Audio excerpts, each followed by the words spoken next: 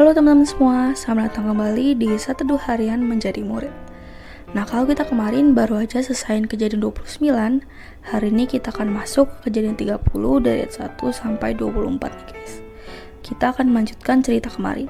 Jadi seperti biasa, aku akan bacain dulu bacaan firman Tuhan kita untuk hari ini ya teman-teman. Kejadian 30 ayat 1 sampai 24. Ketika dilihat Rahel bahwa ia tidak melahirkan anak bagi Yakub, cemburulah ia kepada kakaknya itu lalu berkata kepada Yakub, "Berikanlah kepadaku anak, kalau tidak aku akan mati." Maka bangkitlah amarah Yakub terhadap Rahel dan ia berkata, "Akukah pengganti Allah yang telah menghalangi engkau mengandung?" Kata Rahel, "Ini Bilha budakku perempuan. Hampirilah dia supaya ia melahirkan anak di pangkuanku dan supaya oleh dia aku pun mempunyai keturunan." Maka diberikannya Bilha budaknya itu kepada Yakub menjadi istrinya, dan Yakub menghampiri budak itu. Bilha mengandung lalu melahirkan seorang anak laki-laki bagi Yakub. Berkatalah Rahel, "Allah telah memberikan keadilan kepadaku, juga telah didengarkannya permohonanku dan diberikannya kepadaku seorang anak laki-laki. Itulah sebabnya ia menamai anak itu Dan." Mengandung pula Bilha, budak perempuan Rahel, lalu melahirkan anak laki-laki yang kedua bagi Yakub. Berkatalah Rahel, "Aku telah sangat hebat bergulat dengan kakakku dan aku pun menang." Maka ia menamai anak itu Naftali. Ketika dilihat Lea bahwa ia tidak melahirkan lagi, diambilnyalah Silpa budaknya perempuan dan diberikannya kepada Yakub menjadi istrinya. Dan Silpa budak perempuan Lea melahirkan seorang anak laki-laki bagi Yakub. Berkatalah Lea, "Mujur telah datang." Maka ia menamai anak itu Gad. Dan Silpa budak perempuan Lea melahirkan anak laki-laki yang kedua bagi Yakub. Berkatalah Lea, "Aku ini berbahagia, tentulah perempuan-perempuan akan menyebutkan aku berbahagia." Maka ia menamai anak itu Asher. Ketika Ruben pada musim menuai gandum pergi berjalan-jalan, didapatinya di padang buah Dudaim, lalu dibawanya kepada Lea ibunya. Kata Rahel kepada Lea, "Berilah aku beberapa buah Dudaim yang didapat oleh anakmu itu." Jawab Lea kepadanya, "Apakah belum cukup bagimu mengambil suamiku? Sekarang pula mau mengambil lagi buah Dudaim anakku?" Kata Rahel, "Kalau begitu biarlah ia tidur dengan engkau pada malam ini sebagai ganti buah Dudaim anakmu itu." Ketika Yakub pada waktu petang datang dari padang, pergilah Lea mendapatkannya sambil berkata, "Engkau harus singgah kepadaku malam ini, sebab memang engkau telah kusewa dengan buah Dudaim anakku." Sebab itu tidurlah Yakub dengan Lea pada malam itu. Lalu Allah mendengarkan permohonan Lea. Lea mengandung dan melahirkan anak laki-laki yang kelima bagi Yakub. Lalu kata Lea, "Allah telah memberi upahku karena aku telah memberi budakku perempuan kepada suamiku."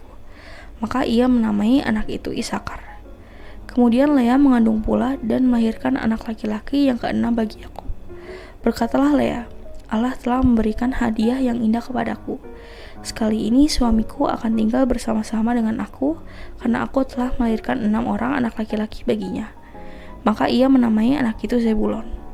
Sudah itu ia melahirkan seorang anak perempuan dan menamai anak itu Dina. Lalu ingatlah Allah akan Rahel. Allah mendengarkan permohonannya serta membuka kandungannya. Maka mengandunglah Rahel dan melahirkan seorang anak laki-laki. Berkatalah ia, "Allah telah menghapuskan aibku." Maka ia menamai anak itu Yusuf sambil berkata, "Mudah-mudahan Tuhan menambah seorang anak laki-laki lagi bagiku." Ya demikian teman-teman bacaan firman Tuhan kita untuk hari ini. Sekarang kita langsung masuk ke satu dunia ya. Oke guys, jadi di ayat 1, melihat kakaknya melahirkan 4 putra, iri hatilah si Rahel ini. Nah, kata iri di sini mengandung kemarahan, dengki, dan benci. Mengapa? Karena dia belum melahirkan anak. Nah, saking keselnya dia ngomong sama Yakub, suami yang mengasihinya, "Beri aku anak atau aku akan mati." Sesedih itu ya guys. Sepengen itu punya anak jadi ngancem suaminya guys. Nah, alasan Rahel pengen punya anak yang pertama, agar dia dapat meniru Lea kakaknya dan menjadi lebih disayangi suaminya. Dan yang kedua, harapan karena janji Tuhan akan keturunan digenapi atasnya. Nah, tapi karena tak kunjung hamil, meledaklah nih emosinya, menuntut Yakub agar bisa kasih anak untuknya. Well, sebetulnya guys, Sarah dan Ribka itu jauh lebih lama mandulnya. Rahel lebih singkat, namun dia lebih meledak-ledak. Ini menunjukkan ketidaksabaran Rahel yang penuh dosa. Dia juga iri sama kakaknya yang bisa punya anak itu guys. Jadi bikin emosian deh.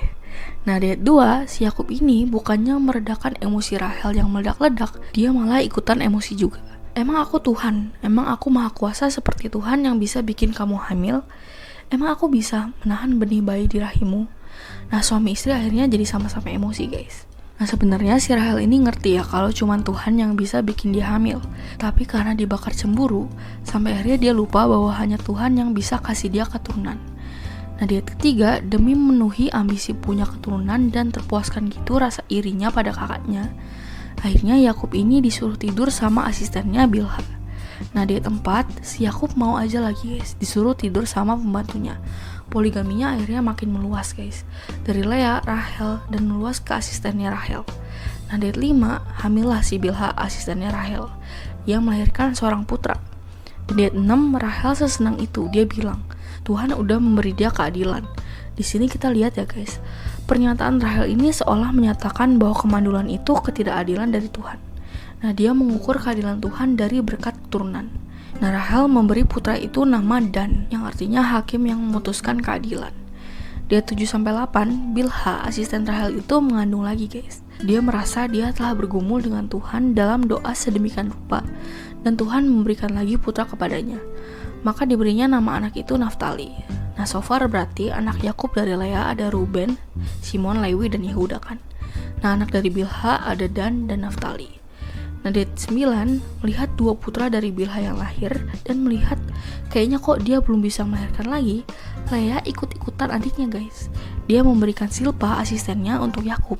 Ini contoh persaingan yang gak suci ya, guys. Nah, di ayat 10-11, tidurlah nih si Yakub dengan Silpa. Ini cowok emang parah banget ya, guys. Mau-mau aja gitu disuruh tidur sama asistennya. Dan akhirnya Zilpa melahirkan. Anak yang lahir itu diberi nama Gad, artinya keberuntungan. Nah, di 12-13, Zilpa hamil lagi dan melahirkan lagi. Lea kasih nama Aser, yang artinya kebahagiaan. So far, anaknya udah 4 dari rahim Lea, dan dari rahim Bilha ada 2, dan dari Zilpa ada 2 juga. Jadi totalnya ada 8. Nah, di 14, anak sulung Yakub dari rahim Lea yaitu Ruben saat itu lagi nemenin para petani. Terus dia bawa pulang buah dudaim. Jadi guys, saat itu tempat tinggal mereka itu ada semacam mitos bahwa buah dudaim itu mendatangkan kesuburan dan bisa membuka kandungan orang yang mandul. Makanya si Rahel minta buah itu dari Lea. Nah, di ayat 15 Lea langsung menyinggung tentang suami. Dia mengklaim bahwa Rahel mengambil suaminya. Lebih tepatnya, Rahel telah menjadi penyebab Yakub meninggalkan Lea. Nah, masa sekarang kamu mau mengambil buah dari anakku juga sih? Nah, si Rahel demi buah itu, dia mau memberikan Yakub suaminya untuk bermalam dengan Lea. Nah, di ayat 16, Yakub pulang dari ladang dan Lea langsung menemuinya. Dia ngajak pulang ke tendanya. Dan si Yakub sekali lagi nurut-nurut aja, mau banget tidur gitu sama Lea. Dan di ayat 17, Tuhan mendengarkan doa Lea. Dia hamil lagi. Nah, menariknya, Lea ini menegaskan bahwa kehamilannya itu karena Tuhan mendengar doanya, alias karena kekuatan ilahi, bukan karena buah. Nah, akhirnya Lea melahirkan putra kelima dari perutnya. Di 18, Lea memberi nama Isakar yang artinya hadiah. Nah, di 10-20, Lea mengandung lagi dan melahirkan anak yang ke-6 dari perutnya. Dia memberi nama anak ke-6-nya itu Sebulon. Di 21, Lea hamil lagi, guys. Anak ke-7 yang lahir dari perutnya itu perempuan dan diberi nama Dina. Nah, di 22-24, Tuhan akhirnya mengingat Rahel. Tuhan membuka kandungannya. Dan akhirnya Rahel mengandung dan melahirkan putra. Nah, Rahel berkata, Tuhan telah menghilangkan celah yaitu kemandulan. Akhirnya guys, Rahel ini menyadari bahwa keturunan itu adalah anugerah Tuhan, bukan dari buah dudaim tadi. Nah, anak itu diberi nama Yusuf. Nah, setidaknya di sini kita melihat bahwa Rahel udah bertobat, guys. Dia melihat bahwa keturunan itu datangnya dari Tuhan, guys. Ya, demikian teman-teman firman Tuhan kita untuk hari ini. Sekarang seperti biasa, aku mau kalian buat merefleksikan nih.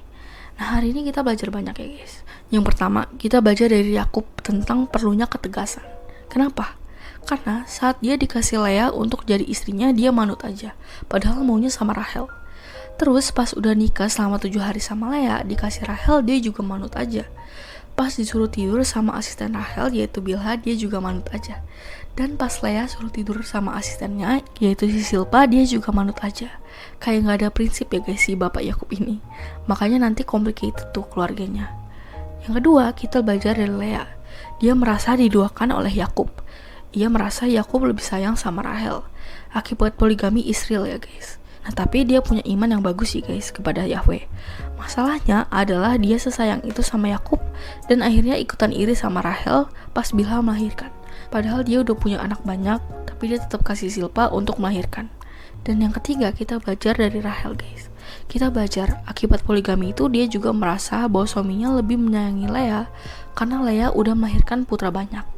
Jadi dua orang ini saling berprasangka suaminya lebih mengasihi yang lain. Ini bukti bahwa poligami tak pernah baik-baik aja guys. Nah, lalu apa yang bisa kita terapkan hari ini nih guys? Yang bisa kita terapkan adalah lihat Tuhan aja guys. Gak usah lihat orang lain. Saat ada masalah, jangan melihat hidup orang lain dan membandingkannya kayak Lea dan Rahel tadi. Pandanglah Tuhan dan kebenarannya guys. Yuk bisa yuk. Nah, lalu pertanyaan reflektif untuk hari ini ada 3 nih guys. Yang pertama, mengapa ya kok Yakub gak bisa tegas gitu? Lalu yang kedua, apa yang kamu pelajari dari disfungsi peran dalam keluarga ini? Dan yang ketiga, apa yang kamu pelajari tentang Allah hari ini? Seperti biasa, teman-teman boleh jawab sendiri, atau kalau mau komen di bawah, jawaban kalian juga boleh banget guys. Ya jadi segitu aja satu kita untuk hari ini. Sekarang aku mau pimpin kalian dalam doa penutup ya teman-teman. Teman-teman, mari kita berdoa. Tuhan Yesus, tolonglah aku untuk hanya memandang kepadamu saja. Terima kasih Tuhan Yesus, hanya dalam namamu kami berdoa. Amin. Tetap semangat guys, Tuhan Yesus beserta kita. Thank you for watching and see you in the next video. Bye-bye.